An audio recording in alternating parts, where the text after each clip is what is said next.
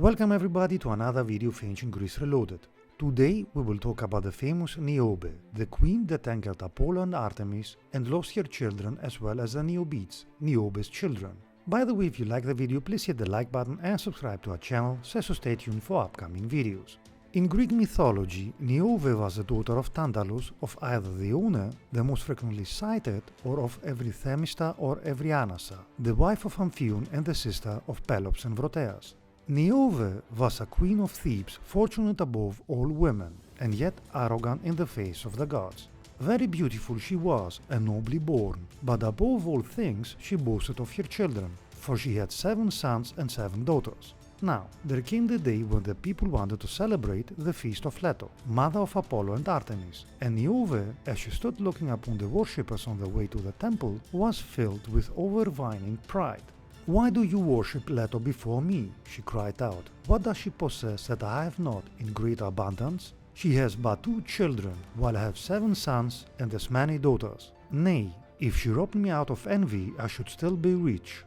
Go back to your houses, you have not eyes to know the rightful goddess." Such impiety was enough to frighten anyone, and his subjects returned to their daily work, awestruck and silent. But Apollo and Artemis were filled with wrath at this insult to the divine mother. Not only was she a great goddess and a power in the heavens, but during her life on earth she had suffered many hardships for their sake. The serpent Patron had been sent to torment Leto, and driven from land to land, under an evil spell beset with dangers, she had found no resting place but the island of Delos, held sacred ever after to her and her children. Once she had even been refused water by some churlish peasants who could not believe in a goddess if she appeared in humble guise and traveled warm. But these men were all changed into frogs. It needed no word from Leto herself to rouse her children to vengeance. Swift as a thought, the 2 immortal archers, brother and sister, stood in Thebes, upon the towers of the citadel. Nearby the youth were pursuing their sports, while the feast of Leto went neglected. The sons of Queen Niobe were there, and against them Apollo bent his golden bow. An arrow crossed the air like a sunbeam, and without a word the eldest prince fell from his horse. One by one his brothers died by the same hand, so swiftly that they knew not what had befallen them, till all the sons of the royal house lay slain. Only the people of Thebes, stricken with terror, bore the news to Queen Niobe, where she sat with her 7 daughters. She would not believe in such a sorrow. "Savage Leto," she cried out, lifting her arms against the heavens, "never think that you have conquered. I'm still the greater." At that moment one of her daughters sank beside her. Artemis had spat an arrow from her bow that is like the crescent moon. Without a cry, nay, even as they murmured words of comfort, the sisters died one by one. It was all as swift and soundless as snowfall. Only the guilty mother was left, transfixed with grief. Tears flowed from her eyes, but she spoke not a word. Her heart never softened, and at last she turned to stone, and the tears flowed down her cold face forever. The Niobids.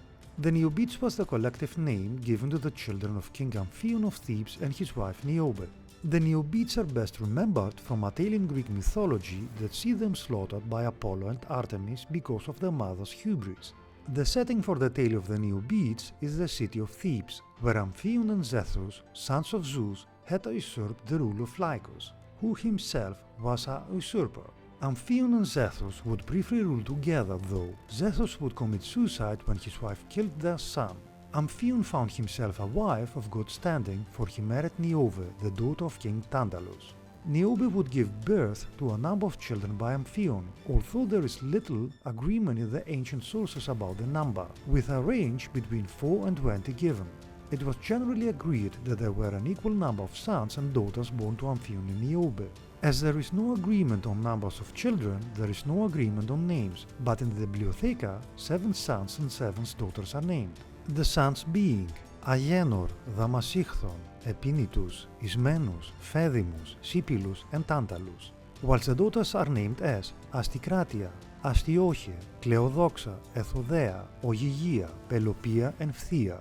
No matter how many nor what their names might have been, the children of Amphion and Niobe were collectively known as the Niobids. Niobe would begin to think more and more highly of herself, for she held position and had wealth, and now had a multitude of healthy children.